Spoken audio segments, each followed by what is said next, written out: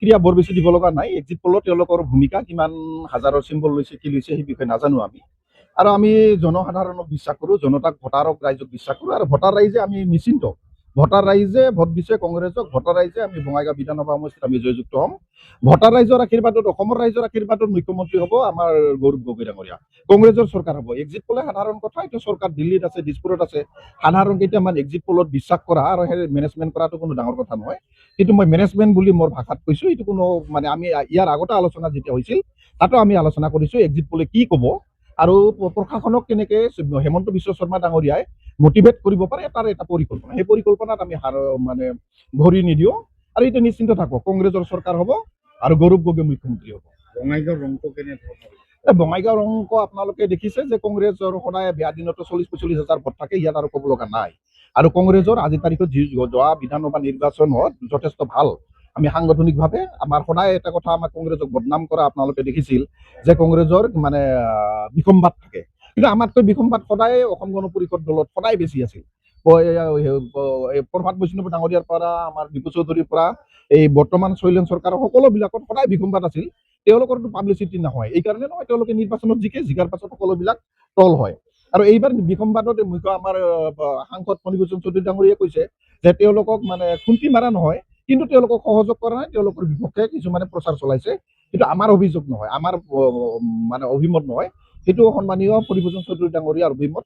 সেই অভিমতৰ পৰা আমি গম পাওঁ তেওঁলোকৰ একতাৰ নাই তেওঁলোকৰ, আৰু সাংগঠনিকভাৱে তেওঁলোকে নাছিল। আৰু বঙাইগাঁৱৰ জনসাধাৰণে এইবাৰ দীপ্তিময় চৌধুৰী, ফণীভূষণ চৌধুৰী ডাঙৰীয়াৰ বিচৰা নাই, আৰু বিজেপিৰ নেতাকৰ্মীসকলে বিচৰা নাই, আৰু ৰাইজে বিচৰা নাই। মূল কথা ৰাইজে বিচৰা নাই, গতিকে ৰাইজৰ আশীৰ্বাদ কংগ্ৰেছৰ লগত আমি জিকিম, ইয়াত নিশ্চিত থাকক। কংগ্ৰেছ বা এজিপিৰ সন্মুখত প্ৰত্যাহ্বান হৈছে নিৰ্দলীয় প্ৰাৰ্থীগৰাকী।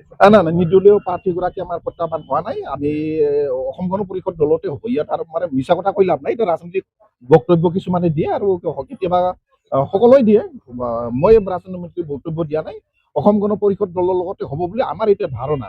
মোৰ ধাৰণা ভুল হ'ব পাৰে, বেলেগ কথা, কিন্তু মোৰ ধাৰণা দীপ্তিময় চৌধুৰীৰ লগতে আমাৰ কণ্টেষ্ট হ'ব। দীপ্তিময় চৌধুৰী উপ নিৰ্বাচনত প্ৰায় 40,000 ভোটৰ ব্যৱধানত বিজয়ী হৈছিল। এইবাৰ কি? এইবাৰ ফণীভূষণ চৌধুৰীয়েও কিন্তু উল্লেখ কৰিছে যে পূৰ্বৰ অভিলেখ ভংগ। তেওঁলোকৰ সেইটো বক্তব্য এটা মই ক'লো যে ৰাজনৈতিক বক্তব্য ফণীভূষণ চৌধুৰী ডাঙৰীয়া, তেওঁলোকে 40,000ৰ ঊৰ্ধত তেওঁলোকে উপ নিৰ্বাচনত বঙাইগাঁও সমষ্টিবাসী ৰাইজে ভালভাৱে জানে। গোটেই ভোটবিলাক মানে দিয়াৰ পিছতো যদি ফণী চৌধুৰী নিজিকেও তথাপি হেমন্ত বিশ্ব শৰ্মাৰ চৰকাৰে থাকিব।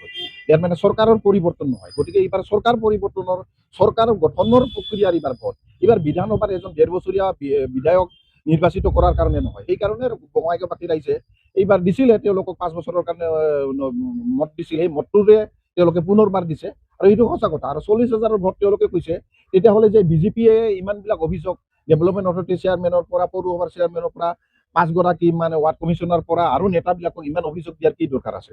দৰকাৰে নাছিল। তেওঁলোকে যে অভিযোগ কিন্তু তাতকৈ বেছি ভোট পায়, ক'ৰ পৰা ভোট পাব? কংগ্ৰেছৰ পৰাহে ভোট পাব, তেতিয়াহ'লে অভিযোগ দিয়াই কথা নাছিল।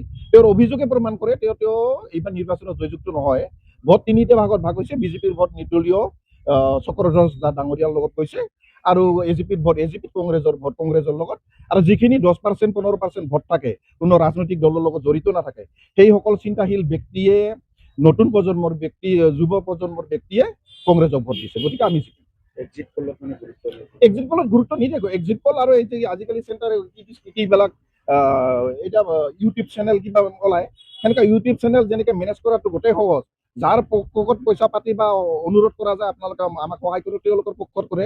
এক্সিট পলো সেই একে কথা। দিল্লী দিছপুৰত চৰকাৰ থাকিলে মই গিৰিশ বৰুৱা এনেকৈ এক্সিট পল আৰু 10টাই মোৰ পক্ষে ক'ব, কিন্তু মই ব্যৱস্থা কৰিব পাৰিম।